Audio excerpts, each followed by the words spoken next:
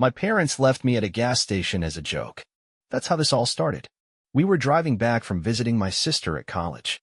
Somewhere in rural South Carolina, middle of nowhere, barely a highway town.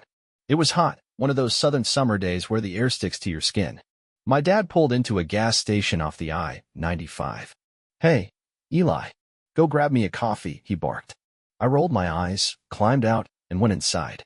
Old man behind the counter was half asleep, sweating through his shirt. The coffee machine was slow, so I had to wait while he brewed a fresh pot. 5 minutes later, I came back outside with the cup in hand, and the car was gone. At first, I figured they'd moved to another pump, but then I saw our beat-up silver Camry pulling back onto the highway. I just stood there, confused, holding a cup of black coffee, watching their taillights fade into the distance. Then my phone buzzed. A text from Mom. "Let's see how long it takes you to get home. Consider this a lesson in problem solving." I stood there in disbelief, rereading the message, thinking this had to be some kind of sick joke. But I knew better. This wasn't even the worst thing they'd ever done. 2 years earlier, they locked me out of the house in February for getting a C+ in chemistry. Left me in the cold overnight. I slept in our uninsulated garage and broke a window to get in. They made me pay for it with money from my after-school job at Taco Bell. That was their parenting style. Tough love, they called it. Builds character. But standing there that day, holding my dad's coffee in the sweltering heat, I finally snapped. Or maybe something just clicked. I realized I didn't want to go home. I didn't want to ever see those people again. I had about $140 in my wallet from my summer job as a lifeguard. My backpack and phone charger were in the car, but I had my ID, my debit card, and my iPod. So I went back inside and asked the cashier how far the nearest bus station was. He looked me up and down and pointed. 2 miles that way. "You all right, kid?" I nodded. "Yeah, just need to make a call first." I used the store phone to call Aunt Marie, my mom's estranged sister. The bad influence, according to my parents. The one who dared to buy me a prepaid phone one Christmas when mine was taken away for disrespect. I hadn't spoken to her in a while, but I remembered her number by heart. She picked up on the second ring. "Eli? What's wrong?" They left me at a gas station. She didn't ask questions. Didn't hesitate. Within 10 minutes, she'd arranged for a cab to pick me up and paid for a one-way bus ticket to her place 2 states over. She gave me a code to show the driver at the station. Told me to get there safe, and that we'd figure the rest out once I arrived. While I waited outside the station, my phone blew up with texts. "Don't call Marie. You're making things worse. You better be walking home. Your father is furious." I blocked their numbers, turned off my phone, and got on that bus. 6 hours later, I rolled into her town. She was waiting at the station with a big thermos of iced tea, like I'd just gotten back from summer camp. She took me in.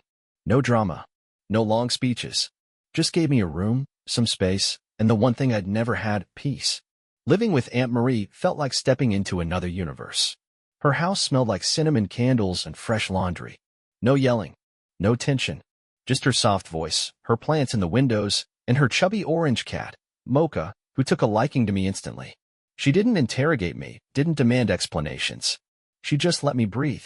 I got a part-time job at a local grocery store stocking shelves. Started helping around the house. Marie had me sign up for online GED classes and told me, "You don't owe your parents anything, Eli. You owe yourself a future." For the first time, I started to believe it. The longer I was away, the clearer everything became. I saw my parents for who they really were, not strict, but cruel. They didn't make me strong. They made me numb. Marie, though, she helped me feel again. When I passed my GED exam, she baked a chocolate cake and surprised me with balloons. Balloons. No one had ever done that for me before. I hadn't even told her the date. She'd been tracking it on her own calendar. I cried that night. Ugly cried. And she just hugged me and said, "You deserve that and more." I started community college the next semester. Picked up coding, slowly at first, then obsessively. I'd always loved computers, took apart our family router once just to see how it worked. My dad beat the crap out of me for it, but I still remembered the layout. Coding gave me something my parents never did control. In just over a year, I was building websites, apps, and side hustling on Upwork. Then came my break. A tech startup in Raleigh was looking for junior devs. Marie helped me move. I lived in a tiny studio above a laundromat, worked 12-hour days, and saved every penny. I didn't post much online. Didn't check Facebook. Didn't try to prove them wrong. I just focused on building a life that had nothing to do with them. But of course, they found me. They always do. One random Tuesday, I got a message request on Instagram. It was my mom.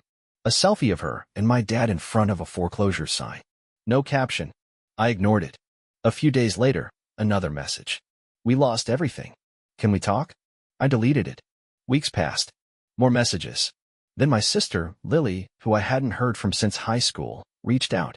They're desperate. Dad can't find work. They need help. I almost laughed. These were the same people who once left me in the cold for bringing home the wrong brand of cereal. The same ones who left me at a gas station like I was a joke. Now they needed me? I didn't respond to her either. But I looked them up. And sure enough, they'd gone under. House gone. Savings gone. My dad had lost his job at the factory and couldn't get another. My mom's boutique had closed down. They were staying in a trailer park outside Jacksonville, trying to hold things together. There was a time I might have felt bad. A time when I would have sent money, offered help, tried to be the bigger person. But that time had passed. Instead, I got back to work. I'd recently launched a project with a few partners, a nonprofit focused on helping teens aging out of foster care learn basic tech and coding. We'd already placed 5 kids in real tech jobs. I poured my energy into that. One of them, Javier, reminded me of myself. Quiet. Serious. Built his first site in a week. No help. Just grit. The kind of kid who, in a different life, would have been written off by people like my parents. I made sure he didn't get written off. And I kept building. Because I learned something important. Revenge isn't shouting into the void. It's success. It's silence. It's disappearing from their narrative while writing your own. 3 years after I disappeared from their lives, I stood in front of a crowd at a tech conference in Austin, presenting our nonprofit's newest initiative, free coding boot camps for underserved youth across 4 states. We just secured a grant from a major tech foundation. It was a big deal. I wore a fitted suit, had a real haircut, and spoke with confidence I never knew I had. When it was over, people lined up to ask questions, shake hands, offer partnerships. That night, I posted a photo from the event, me and my team on stage, smiling like we just won a championship. It went viral in our little corner of the internet. And with that, I became visible again. 2 days later, an email popped up in my inbox. The subject line, "Please read this, Eli." It was from my dad. Long rambling. Started with, "I know we weren't the best parents, but we were trying our best." He talked about the house, the bankruptcy, how hard things had been since I cut off the family. Said mom cried every week. Said Lily had moved out and didn't speak to them either. He even tried to guilt me, mentioned that my mom had been hospitalized recently, that he wished we could be a family again. And then came the real reason for the email. He wanted a loan. $25,000 to get back on our feet. Said it would fix everything. Promised to pay it back in full. No apology. No mention of the gas station. No accountability. Just need. Just expectation. I didn't respond. He followed up with more emails. Then texts. Then voicemails. Eventually, Lily messaged me again. "They think you owe them because you made it." I asked her, "Do you think that?" She replied, "No. I think you made it because you left." She was right. Leaving was the best decision I ever made. Eventually, the messages stopped. They probably figured out that I wasn't going to swoop in and save them. That I wasn't the weak kid they used to control. That version of me was gone. And in his place was someone I actually respected. I bought a house that year. Nothing fancy, a 2-bedroom with a garden out back, room for Mocha to chase squirrels and for me to breathe. I built a small studio out of the garage where I worked on new side projects and held free weekend coding sessions for local teens. One of those kids recently asked me why I never talk about my parents. I told him the truth. Because not everyone who raises you deserves a chapter in your story. He nodded like he understood. And maybe he did. A year after the last message from my parents, I got an unexpected email. Not from them, but from a local journalist. She said she was doing a story on resilient young founders and had heard about the work we were doing through our nonprofit. She wanted to feature me, profile the guy who went from a broken home to building a tech-supported support system for kids who had none. I hesitated at first. I wasn't interested in the spotlight, but she promised it would focus on the mission, not the trauma. And I figured, if even one teen out there saw it and realized they could escape, it would be worth it. The article went live 2 weeks later. It told the truth, not with details about the gas station, but enough. Enough that people could understand the weight of what I'd overcome. The headline, From Abandoned to Empowered, One Founder's Mission to Break Cycles. It didn't take long for the story to spread. My inbox filled with messages from teachers, mentors, former classmates, even strangers. Some shared their own family stories. Some just said thank you. And then, predictably, my parents found it. My dad emailed me again. Not angry. Not begging. This time it was different. He accused me of embarrassing the family. Said I had exaggerated. Said I made him and my mom look like monsters, and that I should be ashamed. He said, "You're painting yourself as a hero and us as villains. Life's more complicated than that, Eli." I didn't reply, but part of me boiled. Because complicated doesn't leave a kid at a gas station. Complicated doesn't lock a child outside overnight in the snow. Complicated doesn't guilt trip the person you discarded when life stops working in your favor. They weren't complicated. They were cruel. And now, because their abuse didn't break me the way they expected, they were trying to rewrite the story, my story. It didn't work. The community saw through it. My friends, my team, even Lily, they all backed me up. Marie wrote a long letter to the editor in response to an online comment that tried to defend my parents. It was powerful. She didn't hold back. They left that boy at a gas station. I picked him up. I housed him.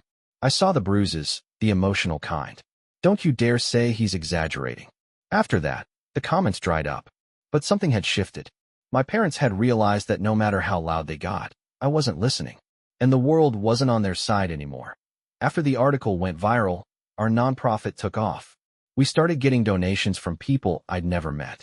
A major tech CEO reposted the story on LinkedIn with the caption, "This is what resilience looks like."